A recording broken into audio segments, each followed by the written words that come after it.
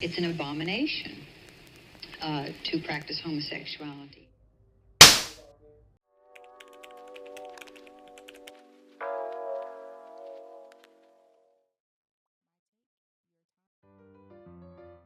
We are conditioned to consume American culture without ever really checking the receipts.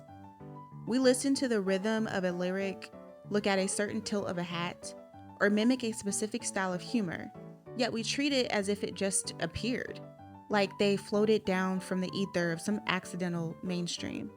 Truth be told, culture does not happen by accident. In actuality, it is meticulously curated, and for over a century, those primary architects of what we call the American cool have been individuals operating from the shadows of social legitimacy. People who built the rooms, but were never given the keys and were never intended to take up space in those rooms.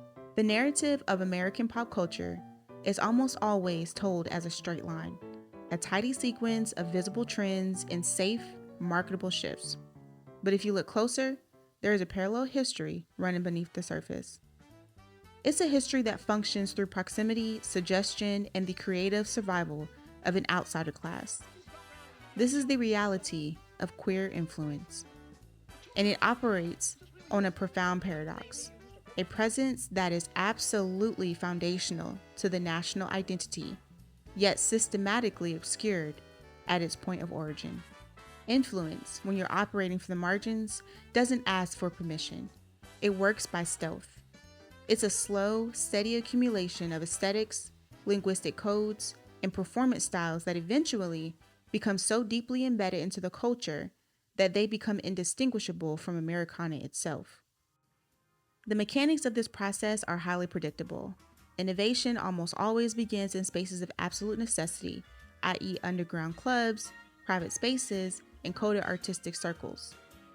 These were the places where queer individuals had to invent new modes of expression just to recognize each other and survive. But things don't always stay underground. These innovations are observed, then they're borrowed, then they're eventually integrated into the mass market.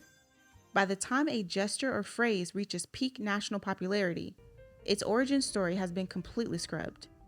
You're left with a universal product that feels incredibly familiar, but owes its entire soul to a restricted, hidden experience. To understand how deep these roots go, we have to look at the earlier decades of the 20th century. This was an era defined by rigid social hierarchies and legal frameworks that actively criminalized nonconforming identities. In this world, concealment wasn't an intellectual choice. It was a baseline requirement for professional and physical survival.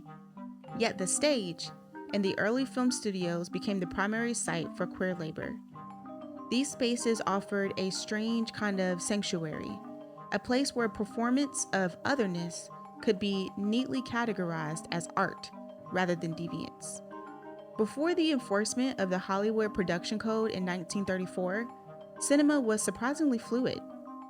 Look at Cecil B. DeMille's in The Sign of the Cross of 1932. The film is packed with a lush, decadent visual language that was deeply informed by a queer aesthetic. It used the cover of historical drama to showcase a sensuality and a gender fluidity that the public found fascinating, even when they didn't have the vocabulary to name it. Then there's Marlene Dietrich in Morocco, where she walks out onto the screen in a top hat and tails.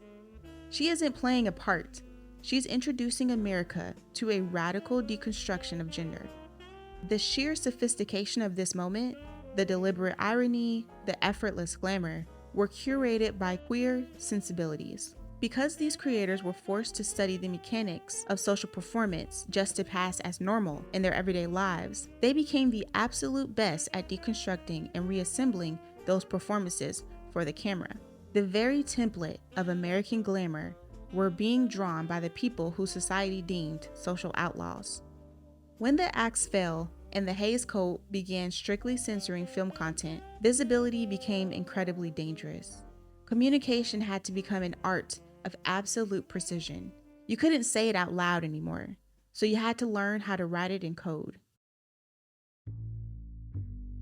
Consider the work of Dorothy Arzner. She was the only woman in 1930 directing within the Hollywood studio system. She navigated a hyper-masculine, deeply conservative environment. I know you want me to tear my clothes off so as you can look your 50 cents worth. 50 cents for the privilege of staring at a girl the way your wives won't let you. Arzner masterfully utilized the visual language of the tomboy and the independent career woman to plant queer desire right in the middle of mainstream cinema. In her films, you can see female characters who completely reject traditional domesticity in favor of intense, emotionally complex partnerships with other women. To the censors, the casual viewer, it was just a wholesome story about female friendship. But to the community, it was a literal blueprint for a life lived outside the confines of the patriarchy. Pull it off, my friend.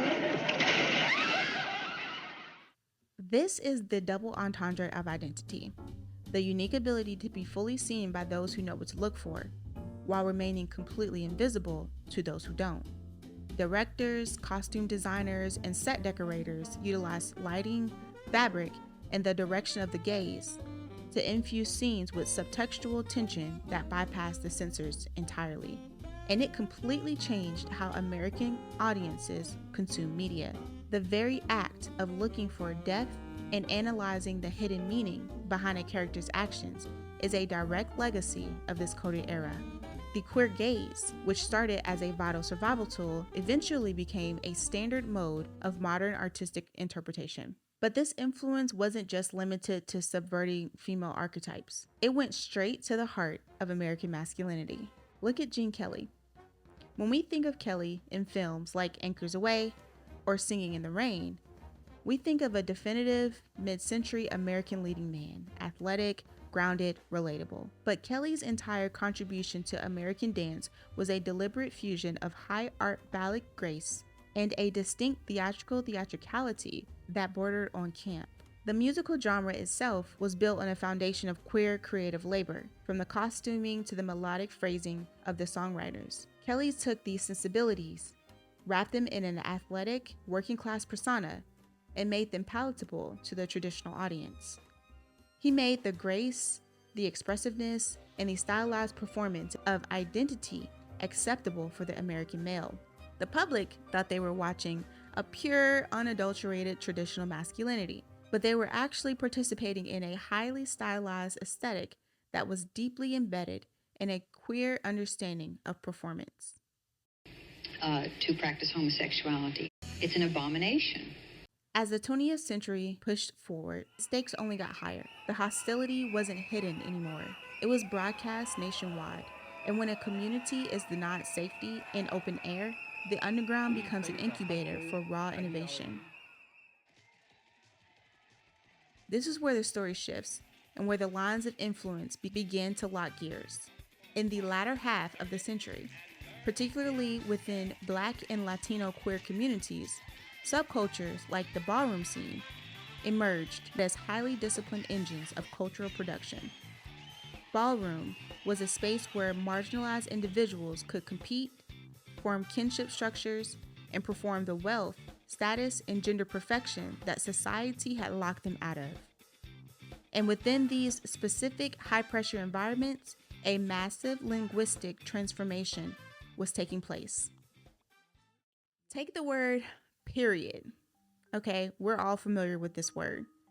In our current cultural movement, it's treated as a generic punctuation mark utilized by corporate Twitter accounts to sound relatable, but its lineage is highly specific. It begins within the grammatical and rhythmic structures of African American vernacular English. It was then adapted and sharpened inside Black queer spaces and the ballroom scene to signify the definitive end of a read, the absolute finality of a delivered truth.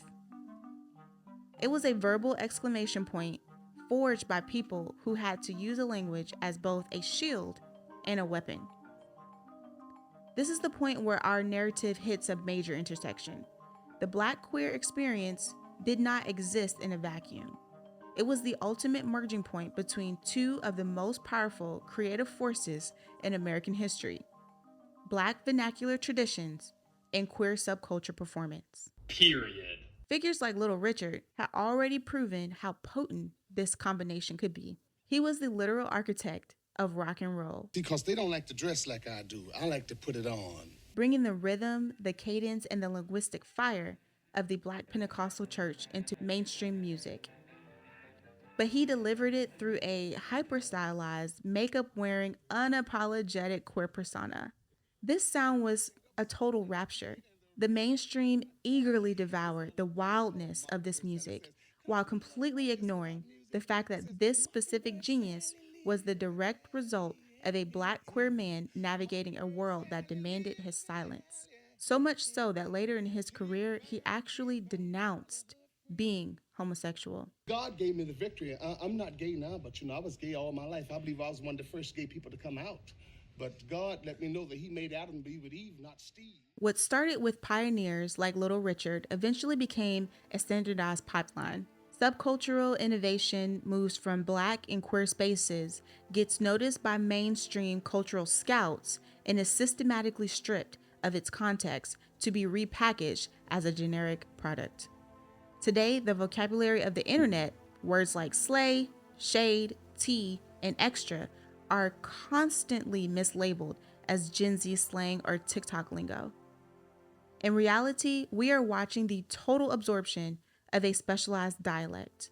The mainstream uses these tools but completely forgets the people who built them. It is an ongoing process of cultural adoption that craves the aesthetic of rebellion while keeping the actual rebels at a safe distance. I'm gonna keep it 100 with you. That's sus. As we look at the landscape today, visibility has reached an unprecedented peak. Queer creators are frequently the face of global campaigns. But we have to look past the surface because visibility is not the same as acceptance. And it is certainly not the same as structural change. You ate. Cool. What else you got? There is a profound, almost cynical irony in a culture that happily adopts the precise cadence of a Black trans woman to sell a consumer product, but will not pass legislation to protect her life. Influence is accepted as a valuable commodity. The person is still treated as a political debate. This massive gap between the economic value of the vibe and the human value of the life is the central tension of modern visibility. The story of queer influence in American culture is not a celebratory tale of sudden arrival. It's the documentation of a permanent foundational presence. It is the narrative of a collective that, when systematically denied, mastered the architecture of the shadows, and in doing so, taught the rest of the world how to see. It is woven into the rhythm of our speech, the cut of our clothes, and the very way we conceptualize identity and performance. We are living in a house entirely designed by those who were told they didn't belong in it. But as we look at the landscape of American culture, we have to ask ourselves a very serious question. At what point does influence stop being a generous gift and start quite literally being theft? Attribution is that line. But that is a story for next time. The story of how the dialect of a people became the soundtrack of a nation.